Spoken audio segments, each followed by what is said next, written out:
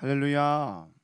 오늘도 하나님의 은혜를 사모하심으로 또 귀한 또 예배 자리 가운데 나온 우리 귀한 또 중고등 친구들을 주님의 이름으로 환영하고 축복합니다.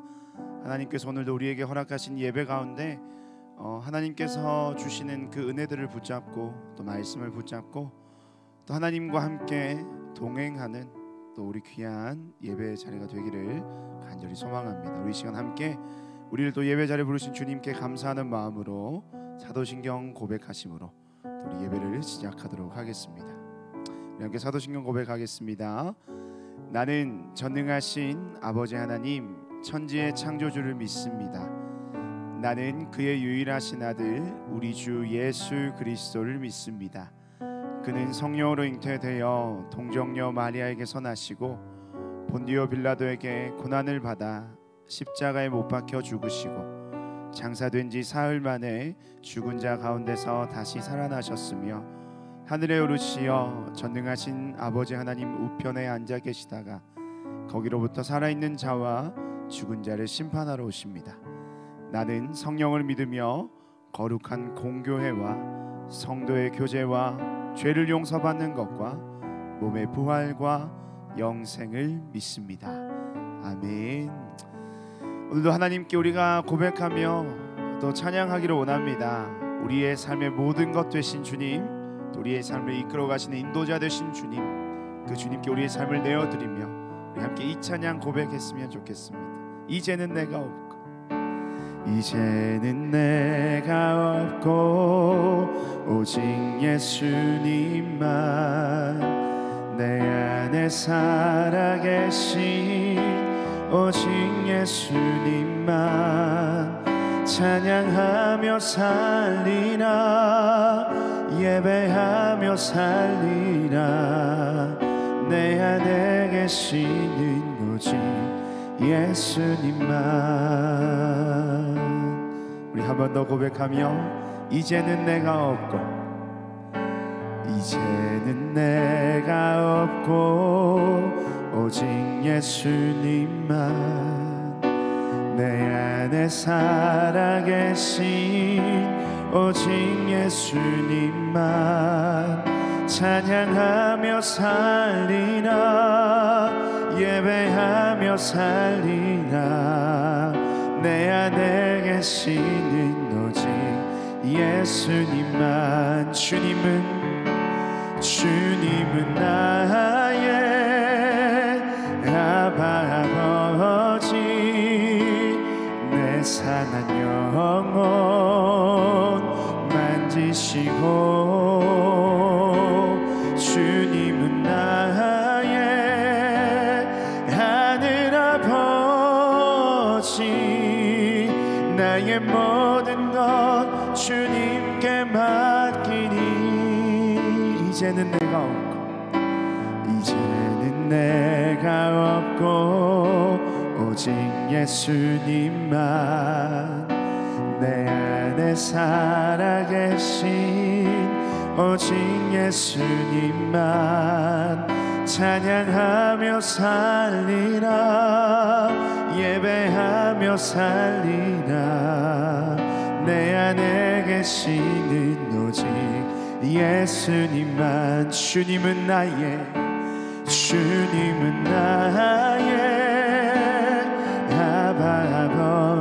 아버지 내 상한 영혼 만지시고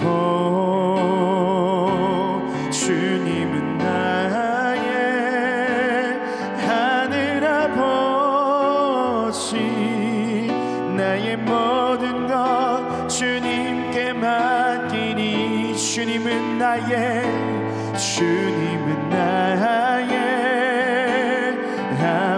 아버지 내 상한 영혼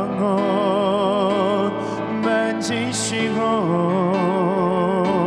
주님은 나의 하늘 아버지 나의 모든 것 주님께 맡기니 이제는 내가 주님과 함께 십자가 위에 죽었으니 이제는 내가 산 것 아니요 내 안에 주님이 사신 것이라. 이제는 내가 주님과 함께 십자가 위에 죽었으니 이제는 내가 산 것 아니요 내 안에 주님이 사신 것이라. 우리 다시 한번 더 고백합시다. 이제는 내가 주님과 함께 십자가 위에 죽었으니 이제는 내가 산 것 아니요 내 안에 주님이 사신 것이라.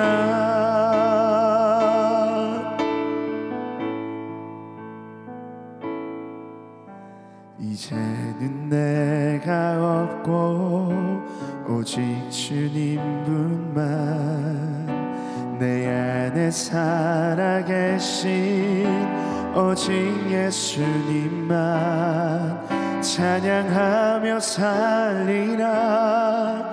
예배하며 살리라. 내 안에 계시는 오직 예수님만. 우리 한 번 더. 이제는 내가 없고 오직 예수님만 내 안에 살아계신 오직 예수님만 찬양하며 살리라. 예배하며 살리라. 내 안에 계시는 오직 예수님만. 내 안에 계시는 오직 예수님만. 내 안에 계시는 오직 예수님만.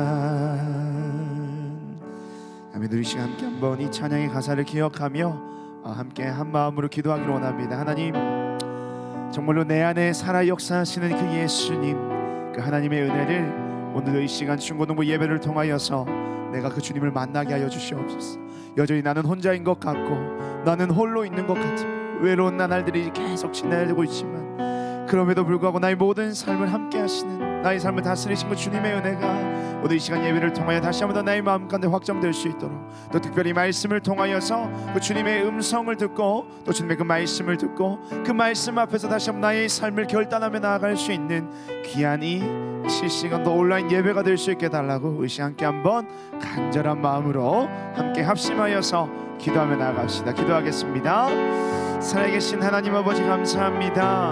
오늘도 하나님께서 우리를 귀한 예배 자리에 부르셔서 찬양하게 하시고 말씀 듣게 하시고 기도하게 하신 것, 그것이 무엇이 우리를 향한 하나님의 그 은혜의 뜻이 있는 것이기, 오늘도 하나님께서 우리를 가운데 부르시고 또 말씀을 듣게 하시고 예배하게 하심을 주님 앞에 고백합니다. 그런 믿음의 고백이 우리의 고백이 되게 하시고 이 고백을 통하여서 하나님 아버지 말씀으로 또 역사하신 하나님을 경험할 수 있는 귀한 이 예배 자리가 되게 하여 주시옵소서. 하나님, 오늘도 우리와 함께 하실 주님을 기대합니다.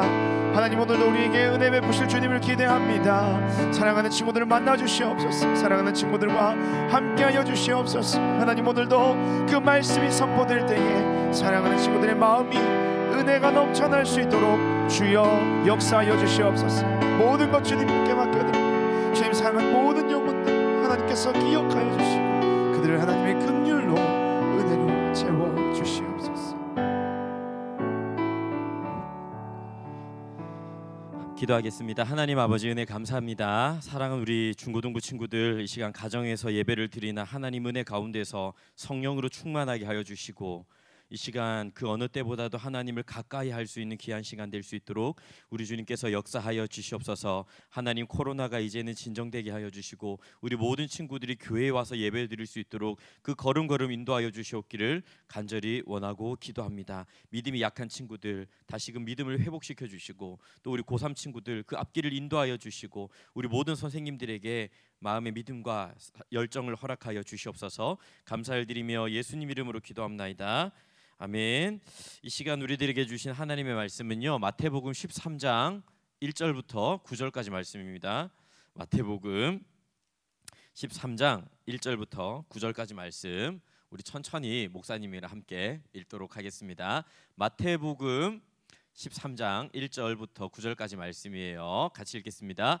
그날 예수께서 집에서 나가사 바닷가에 앉으심에 큰 무리가 그에게로 모여들거늘 예수께서 배에 올라가 앉으시고 온 무리는 해변에 서 있더니 예수께서 비유로 여러 가지를 그들에게 말씀하여 이르시되, 씨를 뿌리는 자가 뿌리러 나가서 뿌릴새 덜어는 길가에 떨어짐에 새들이 와서 먹어버렸고, 덜어는 흙이 얕은 돌밭에 떨어짐에 흙이 깊지 아니하므로 곧 싹이 나오나 해가 돋은 후에 타서 뿌리가 없으므로 말랐고, 덜어는 가시떨기 위에 떨어짐에 가시가 자라서 기운을 막았고, 덜어는 좋은 땅에 떨어짐에 어떤 것은 100배, 어떤 것은 60배, 어떤 것은 30배의 결실을 하였느니라.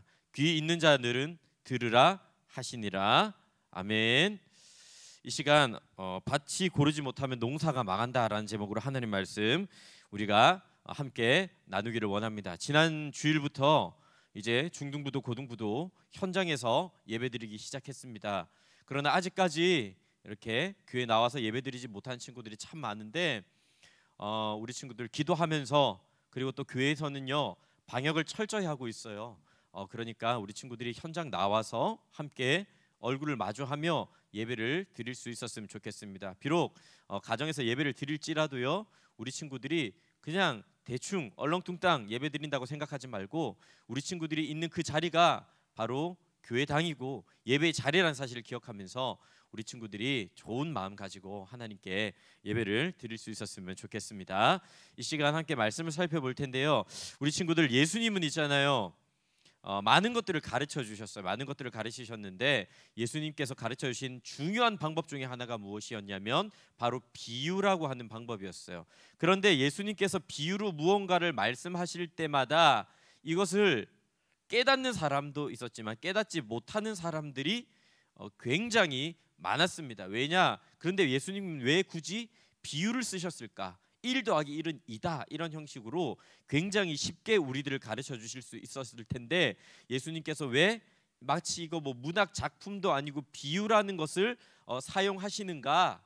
그것은요, 예수님의 말씀은 그 말씀 속에 계시라고 하는 비밀이 담겨 있기 때문이에요. 이 말이 무엇이냐면요, 우리 친구들 얼굴을 뭐 천 같은 걸로 가려두면요, 이 사람의 얼굴이 있다는 사실은 아는데 이 사람이 정확하게 어떻게 생겼는지를 알지 못합니다. 그런데 목사님이 방금 말한 계시라고 하는 건요, 이 천을 걷어내는 거예요. 우리 친구들이 뭐 뮤지컬이라든지 연극 본 적 있는지 모르겠는데 극장을 가면요, 막을 걷어내어야 모든 것을 볼 수가 있습니다. 막이 이렇게 거치지 않는 동안에는요, 이 무대가 무대인 것은 알고 여기서 뭔가 공연이 있다는 것은 아는데 누가 나올지, 어떤 배우가 나올지, 어떤 공연이 펼쳐질지 도무지 알지 못하는 것처럼, 지금 예수님께서 비유로 설명하신다는 건요, 마치 사람들에게 막으로 그 무대를 감추어 둔 것처럼 천으로 사람의 얼굴을 가린 것과 매 한 가지라고 하는 것이죠. 그런데 그렇다면 이렇게 비유로 말하면 누가 그것을 알 수 있고 누가 그것을 깨달을 수 있겠느냐 하는 거예요. 누가, 어떤 사람이? 분명한 거는요, 똑똑하고 지식이 많은 사람이라고 해서 그것을 다 깨달아 아는 것은 결코 아니었다라는 거죠. 그러면 어떤 사람이 예수님께서 말씀하신 이 비유를 온전하게 깨달아 알 수 있는가? 그것은 바로 믿음으로 그 말씀을 듣는 사람이에요. 더 정확하게 말하면 성령님께서 깨닫게 해주시는 사람, 그래서 믿음을 가지고 믿음으로 하나님의 말씀을 받는 사람만이 이 비유를 깨달아 알 수가 있는 거죠. 자, 오늘 우리가 목사님이랑 함께 읽었던 말씀은요, 우리 친구들이 주일학교를 졸업한 친구들은 굉장히 많이 들었던 말씀입니다. 최소 5번 이상은 들었을 거라고 생각해요. 예수님께서 씨 뿌리는 비유로 말씀을 해주셨죠. 이것이 뭐 또 목사님이 이 씨 뿌리는 비유에 대해서 차근차근 설명하지 않아도 될 만큼 우리 친구들이 이 비유에 대해서 굉장히 많이 들었을 거예요. 예수님께서 말씀하셨어요. 씨를 뿌리러 갔습니다. 씨 뿌린 사람이 여러 가지 종류의 땅에, 4가지 종류의 땅에 그 씨를 뿌린 거예요. 어디다 뿌렸냐? 처음에는 길가, 그러니까 사람들이 걸어 다니는 그 길가에 씨를 뿌렸어요. 그럼 우리 친구들, 이 씨가 뿌리가 내리고 열매가 맺을 수 있을까요? 없을까요? 절대 뿌리 내릴 수 없고 열매 맺을 수가 없을 거예요. 또 두 번째는 뭐냐면 돌밭에다 이 씨를 뿌렸어요. 싹이 나는 것 같아요. 그런데 뿌리를 내리지 못하니까 이 땅을 지지하고 있는 것이 흙이 아니라 돌멩이다 보니까 뿌리를 내리지 못해서 금방 말라 죽어버리는 거예요. 세 번째는 뭐냐? 가시밭이에요. 자, 땅에 들어가고 뿌리도 내리고 줄기도 자라나지만 가시 때문에 더 이상 성장하지는 못하는 것이 세 번째 땅밭이에요. 그러면 여기서 의미하고 있는 것이 무엇인가?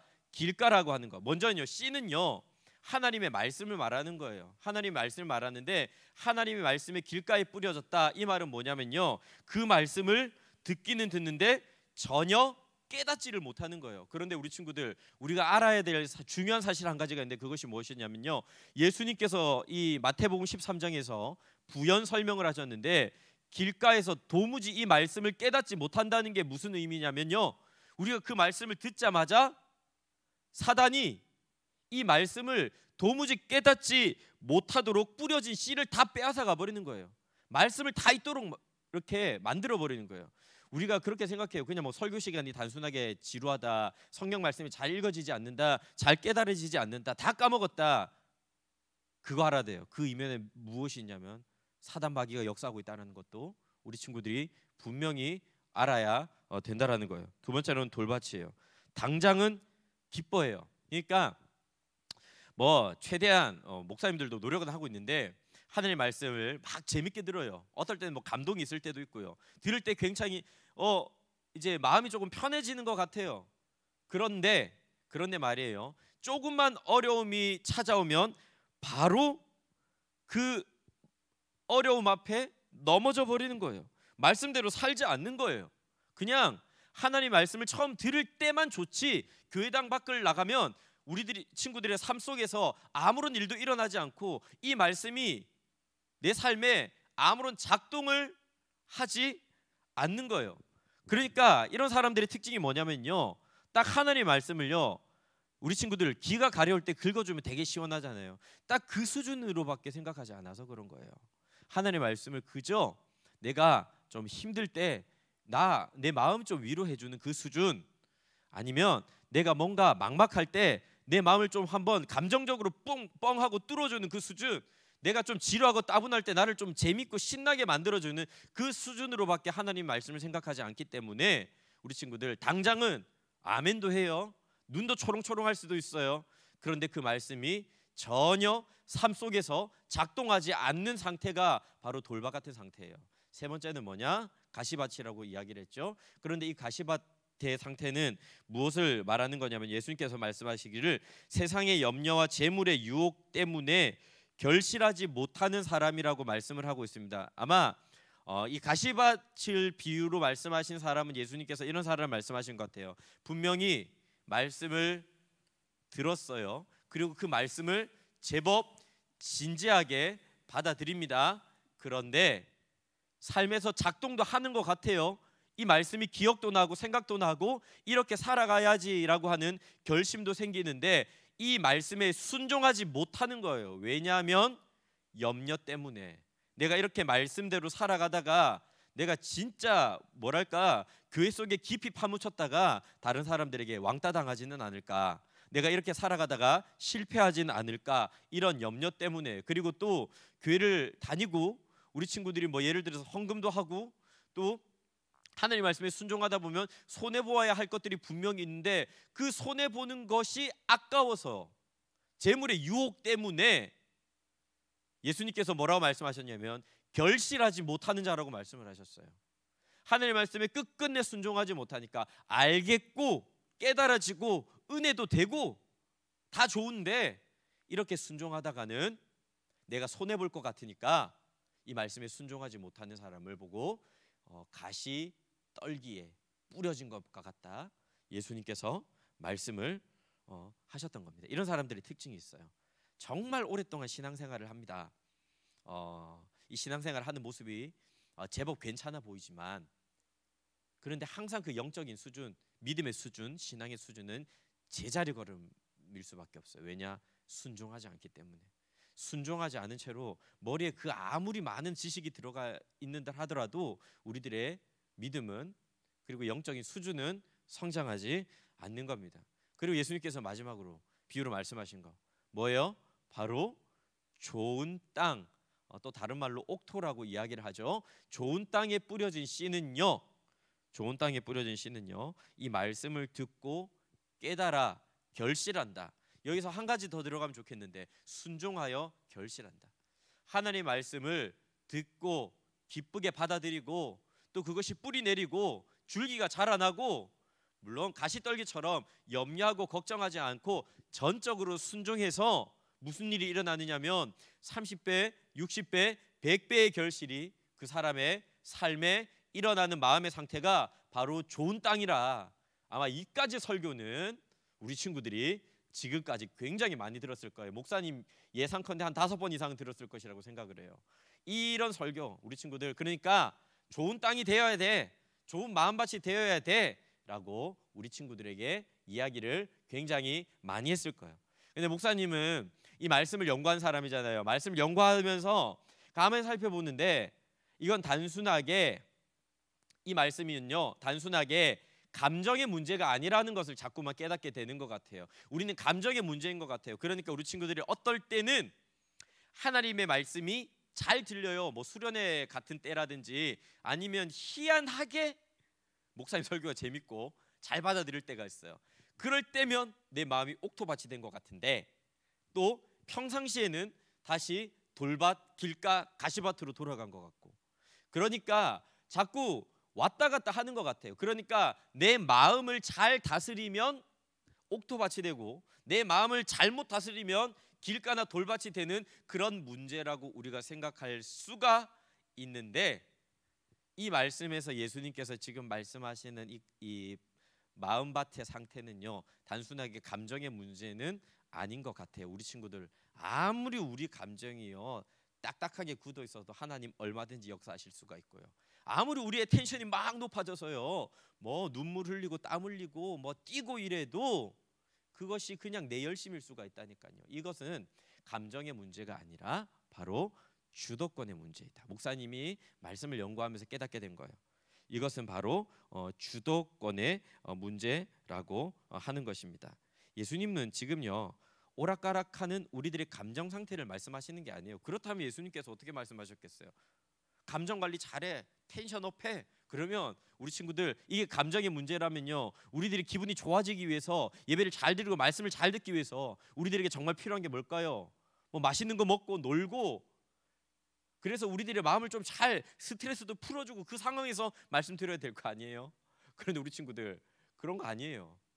그렇다면 여기서 지금 말씀하고 있는 것은 무엇인가? 바로 주도권의 문제인데, 목사님 지금 말하고 있는 주도권은 무엇이냐면 우리들에게 있어서 하나님의 말씀의 위치는 어디에 있는가 하는 문제예요. 우리가 말씀을 듣는데 그 하나님 말씀을 뭘로 생각하고 있는가 하는 문제죠. 길가에 있는 마음밭의 수준에 있는 사람들은요 하나님 말씀을 아무것도 아닌 걸로 생각해요. 그냥 한 귀로 듣고 한 귀로 흘리는 그것으로 생각하는 사람들이고, 또 돌밭에 있는 사람들은 뭡니까? 그냥 내 기분 맞추어 주는 어떤 엔터테인먼트적인 요소들로만 생각하는 것이 길가에 있는 사람들이라고 생각할 수가 있고요. 또 가시밭에 있는 사람들은요 물론 그 말씀을 진지하게 받기는 받지만 내 계획을 꺾으면서까지 순종할 필요까지는 없는 것 정도로만 생각하는 것이고요. 그러나 좋은 밭, 옥토에 뿌려진 사람의 마음밭의 문제는 무엇입니까?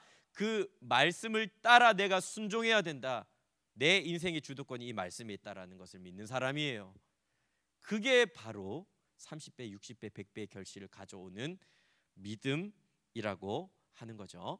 이 이야기가 어디에 등장하느냐면 누가복음 10장을 보면 우리 친구들이 이 이야기도 굉장히 잘할 거예요. 마리아와 마르다 이야기가 그 말씀에 나오게 돼요. 예수님께서 마르다라고 하는 여성의 집에 초대를 받으셔서 가셨어요. 그 집에는요, 그의 여동생이었던 마리아도 있었는데 이 둘의 행동이 굉장히 다른 거예요. 마르다는 있잖아요. 마르다는 이제 예수님께서 우리 집에 오셨으니까 열심히 음식 준비를 합니다. 예수님 좋은 거 먹여야 되겠거든요. 보양식 먹여야 되겠거든요. 그래서 열심히 음식 준비를 하는데 굉장히 얌체같이 동생 마리아는 뭘 하고 있느냐면요, 예수님 앞에 가서 예수님이랑 이야기를 하고 있어요. 예수님 말씀을 듣고 있어요. 이것을 본 마리아 열 받습니까? 안 받습니까? 열이 굉장히 받았던 것 같아요. 그러니까 처음에는 좋은 마음으로 예수님을 초대했는데 이제 예수님께서 우리 집에 오시고 나니까 화가 나는 거예요. 분노가 생기는 거예요. 지금 난 이렇게 고생해서 예수님 대접하려고 하고 있는데 저희 여동생은 지금 혼자서 예수님하고 지금 달달한 이야기만 주고받고 있고 지금 나 혼자 고생하고 저 여동생 뭐 하는 거야? 그리고 그래서 예수님한테 이야기하는 거예요. 예수님 지금 뭐 하십니까? 예수님 저 마리아 보고 좀 뭐라고 해주셔야 되는 거 아니에요? 라고 이야기를 했는데 예수님께서 대로 뭐라고 말씀하시느냐면요, 마르다야 마르다야 두 번 이야기하세요. 마르다야 마르다야. 그러니까 우리 친구들 예수님 그냥 마르다야 라고 하시면 그냥 뭐 일반적인 말씀하실 텐데 마르다야 마르다 이거는 강조하시는 거거든요. 마르다야 마르다야, 지금 마리아는 네가 하는 행동보다 더 중요한 것을 선택했어라고 예수님께서 말씀을 하셨어요. 이 말씀 보면 되게 이해가 안 가요. 왜냐하면 이거를 우리가 교회에 적용을 한번 시켜볼 수 있잖아요.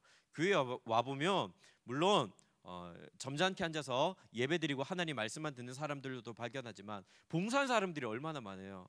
우리 아버지 어머니 열심히 뭐 찬양팀으로 시설부로 주차로 교사로 또 구제로 많은 것들 봉사하고 섬기잖아요. 우리 친구들도 뭐 벌써 이렇게 뭐 임원으로 섬기는 친구들도 있고 봉사하는 친구들도 있잖아요. 이제 또 이제 대학부 정도 올라가게 되면 뭐 교사로든지 무엇으로든지 많이 섬기게 될 거예요. 그런데 그러면 그렇게 섬기고 봉사하는 게 아무 쓸데없고 그냥 우리는 하나님 말씀만 가만히 듣고 있는 사람이 되는 게 옳은 것인가?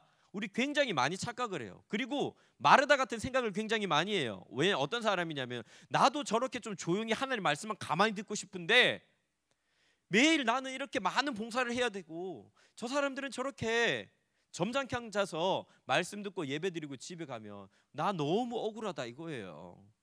그런데 이 말씀 가만히 살펴볼 필요가 있어요. 가만히 살펴보면 이 말씀에 어떤 의미가 있느냐면요, 마르다라고 하는 사람은요, 우리 친구들 마르다라고 하는 사람, 이 마르다라고 하는 사람의 이름의 뜻이 있는데 아람어로 이 마르다의 이름의 뜻이 뭐냐면 주인이에요. 주인. 자, 그런데 되게 재밌는 거 생각해 보세요. 주인이 주님을 자신의 집에 영접해요. 지금 마르다의 집은요, 자기가 주인인 곳이에요. 재밌는 게 뭐냐면 당시에 이스라엘 사회에서는요, 여자의 집이라고 이야기하는 경우가 없어요. 심지어 요한복음 11장 보면 마르다에게는 오빠가 있어요. 나사로라고 하는 오빠의 이름도 있는데 거기를 마르다의 집이라고 한다는 거는 얼마나 이 마리아라고 하는 여인이 억척스럽게 살아왔는지를 보여주는 장면일 거예요. 그런데 이 마리아가 있잖아요. 자, 예수님을 자신의 집으로 초대를 합니다. 그리고 예수님을 앉혀두고 분주하게 준비를 합니다. 주인이 주님 앞에서 자신의 일을 하고 있어요. 자, 우리 친구들 조금씩 이해가 가고 있나요? 지금 마르다는 주님을 모셔두고 여전히 자신이 그 집안에서 주인 행사를 하고 있는 거예요. 자기가 계획한 게 있어요. 뭐냐?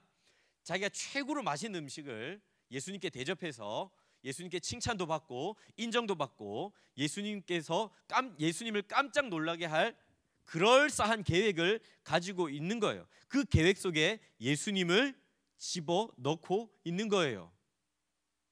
지금 마르다는 뭐 하고 있냐면요, 하나님의 뜻과 자신의 계획 사이에서 힘겨루기를 막 하고 있는 거예요. 주님 내 삶에 오세요. 그래서 내가 세운 이 계획대로 움직여 주세요라고 하는 그런 행동을 지금 그녀의 집에서 행하고 있는 거예요.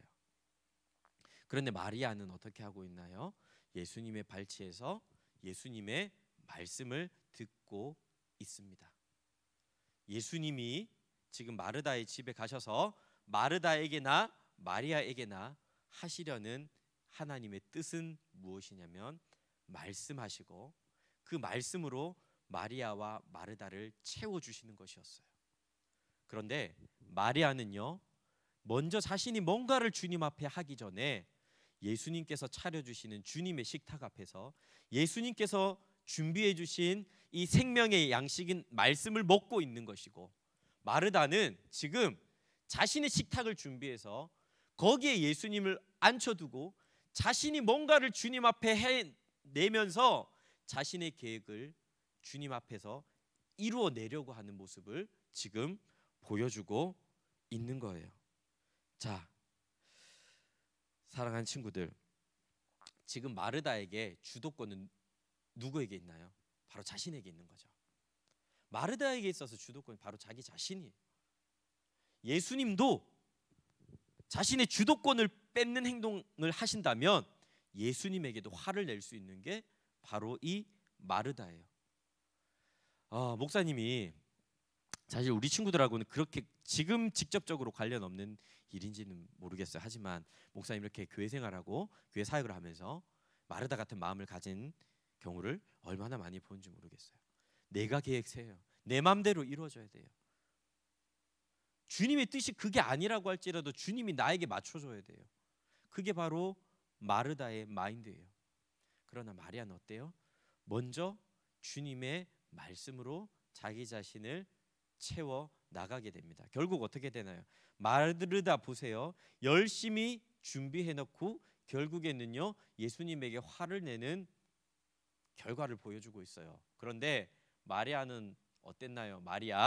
마리아는요, 예수님 발치에서 예수님 말씀을 듣고 예수님이 주시는 주님의 식탁에서 생명의 양식으로 자신의 영혼을 가득하게 채우고 나서 보니까 이후에 마르다가 어떤 행동을 하게 되느냐면요, 우리 친구들이 이 장면 잘 알죠?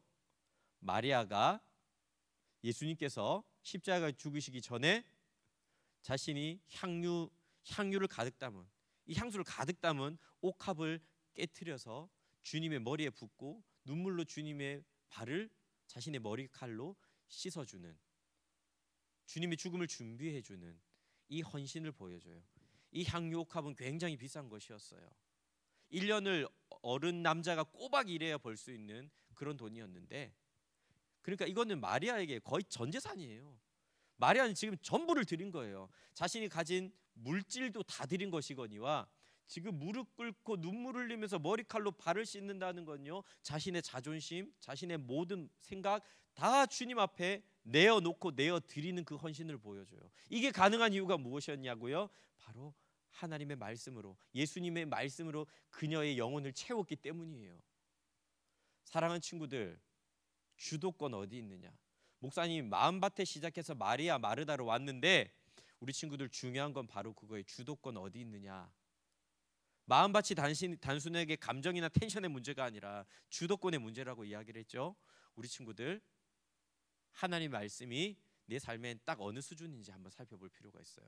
그리고 이 시간에 이 말씀이 설교를 들었다면 이제 그 하나님의 말씀이 나를 이끌어 나가는, 주도하는 나의 주인이 되도록 주도권을 하나님의 말씀 앞에 다 내어 드릴 수 있어야 된다는 것입니다.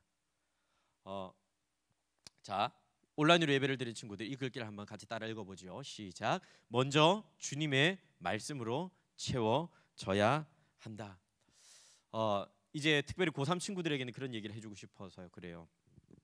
우리 친구들이 대학부 올라가고요. 뭐 이제 우리 꿈꾸는 교회에서 계속해서 대학부 생활을 할 수도 있고, 또 어떤 친구들은 또 타지에서 교회 생활을 할 수도 있어요. 그런데 이제 대학생이 되기 시작하면요, 본격적으로요, 물론 우리 친구들이 뭐 공부하느라 학교 다니느라도 바빠지겠지만 교회 생활도 굉장히 할 일이 많아질 거예요. 뭐 봉사하고 섬기고 임원하고 참여하고 여러 가지 하고. 그런데 우리 친구들, 목사님이 꼭 해주고 싶은 얘기가 바로 그거예요. 우선순위가 중요하다는 거.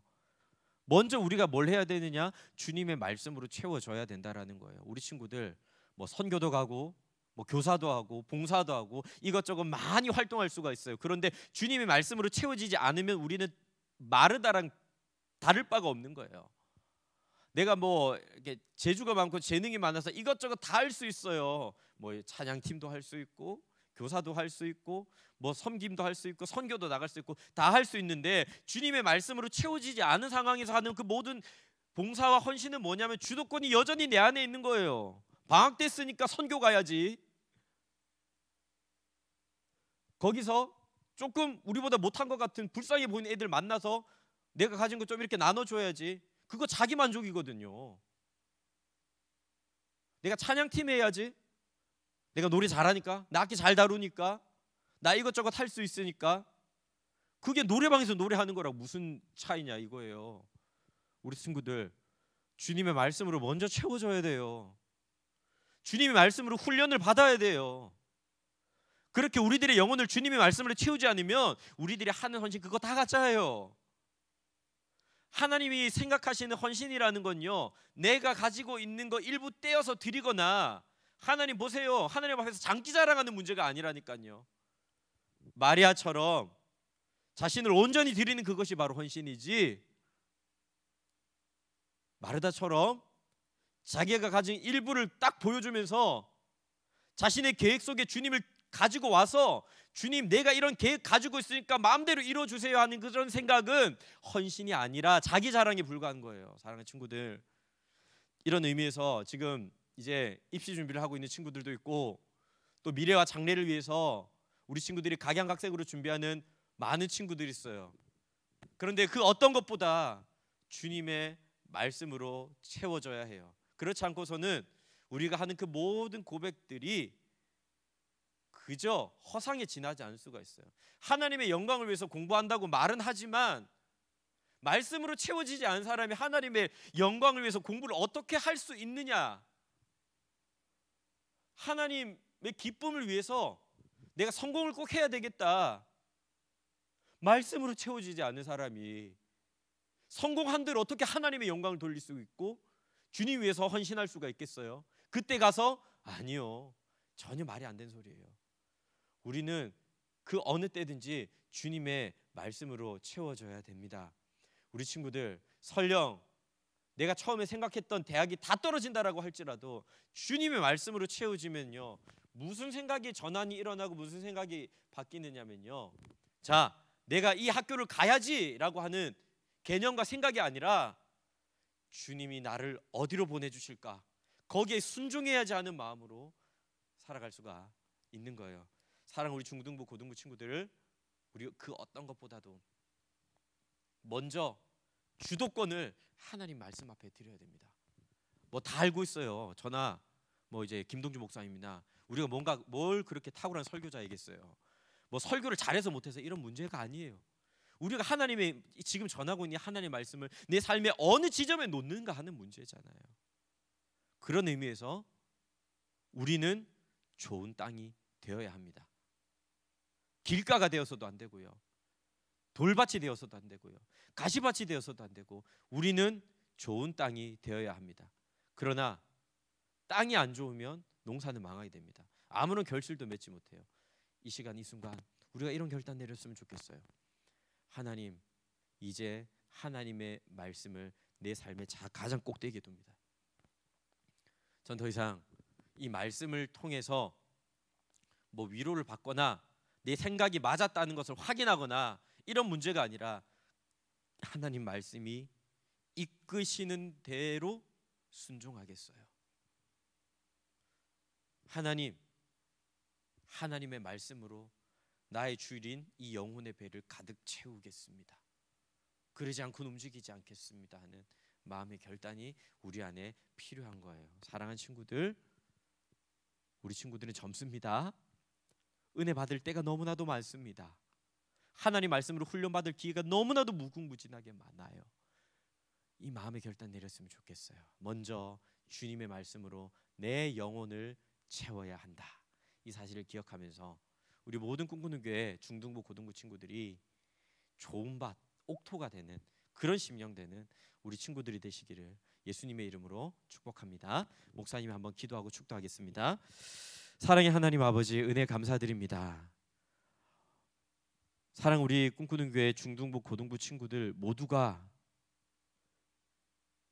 그 마음밭이 좋은 땅이 되어서 하나님의 말씀 앞에 모든 삶의 주도권을 내어드리고 말씀이 이끄는 대로 걸어가게 하시고 말씀이 서라면 서게 하여 주시고 하나님 앞에 내 계획을 펼치는 것이 아니라 하나님께서 펼쳐주신 그 계획 속에 순종할 수 있는 말씀의 사람 될 수 있도록 역사하여 주시옵소서.